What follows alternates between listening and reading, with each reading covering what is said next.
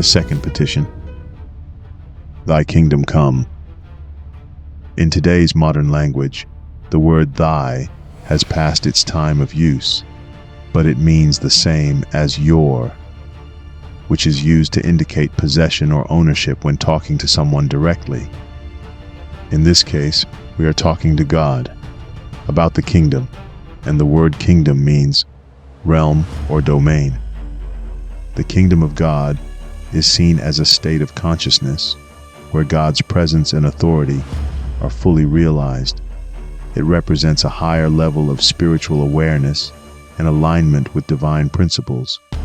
It involves the transformation of the individual soul, where you align your thoughts, actions, and your will with the divine will. This interchange reflects the manifestation of God's kingdom and presence within your consciousness. The kingdom of God is often associated with a state of universal harmony, peace, and justice. It is the ideal state where love, righteousness, and divine order prevail. The kingdom of God is both a present reality and a future hope. It is present wherever individuals live in accordance with divine principles, and it is also the ultimate goal of spiritual evolution. Having had a spiritual awakening and the awareness that prayer is contact, we discover that our practice is about aligning our own lives with God's will, seeking to live in a way that reflects His love, justice, and mercy. We use our spiritualistic nature in the realm of consciousness, which gives us all the authority to speak directly into the kingdom, which is responsible for our beginning. And though it may seem that we are communicating with something that we cannot grasp or is invisible, spiritual contact does not require the use of our physical senses or the intellect. In the next few minutes, we will establish that our individual form and intelligence exists as a demonstration from the Father of Light. The third petition, Thy will be done, in earth as it is in heaven.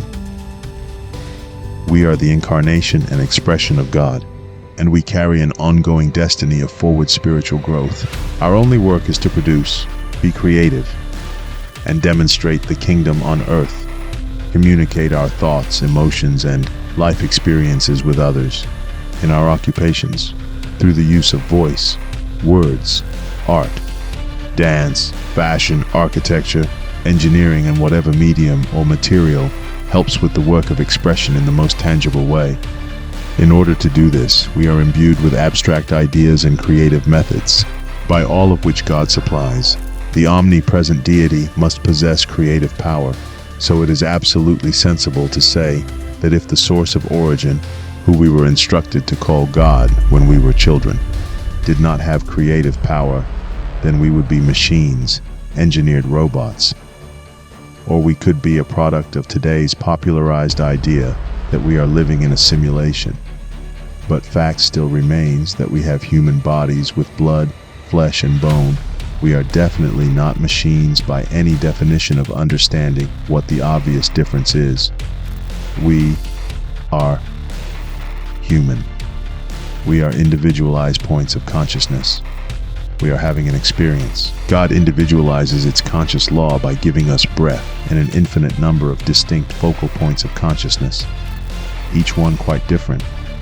Every sentient form is an individual manifestation of consciousness, and therefore each one has a distinct way of knowing the universe, each one a distinct experience. Notice carefully the word individual, which means undivided one. Stop for a moment and consider this. You are an undivided one, but you are also an individual. What a strange way to refer to people. The word individual comes from the Latin word individuus, which means indivisible or undivided. It refers to something that cannot be divided into parts, emphasizing the idea of a single, whole entity. The consciousness of each one is distinct from God and from all others, and yet we are not separated. How can this be? How can two things be one, and yet not one and the same? The answer is simple. What we call time, space, and matter is finite and limited, and appears to be separate. but in spirit, which is infinite and unlimited. All things are connected. With our present limited, three-dimensional consciousness, we cannot see this, but intuitively, we can understand it through meditation and prayer. Because God is the individualization process, we are connected to every single experience. As it is, there are as many universes as there are individuals to form them through thinking. This state of consciousness is, as it is in heaven. It is our responsibility to get involved in helping to establish the kingdom of God on earth.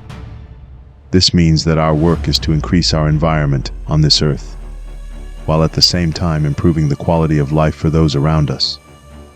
If it is only 2 human lives or 2 million, that is what we are here for. The old saying, God has a plan for every one of us, and it has one for you, is perfectly correct. God has glorious and wonderful plans for every one of us. It has planned a splendid career, full of interest, life, and joy for each individual. And if our lives are dull, or restricted, or unsanitary, that is not God's fault, it is our own. Make no mistake, God does not need our permission to do its work.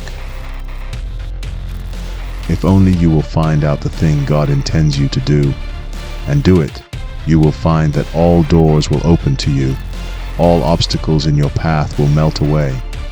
You will be acclaimed a brilliant success. You will be most liberally rewarded from the monetary point of view, and you will be gloriously happy. There is a true place in life for each one of us, and when you discover it, you shall be completely happy and perfectly secure. On the other hand, until we do find our true place, we will never be either happy or secure, no matter how many material things or how much money we may have. The only way to find your place in this life experience is to get unblocked from the personality traits that prevent you from properly responding to this world and the people in it. You must find out why you behave the way you do. You must go on a mission to no longer cause any more pain to yourself or anyone else. Do not be conformed to this sycophantic world, but be transformed by the renewing of your mind. Then you will be able to test and approve what is the good, pleasing, and the perfect will of God.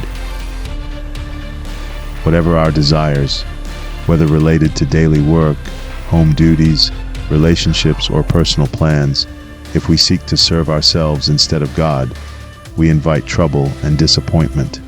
But on the other hand, if we choose what we know through prayer to be His will, we ensure ultimate success, freedom, and joy, no matter how much self-sacrifice or discipline is required. Thy will be done.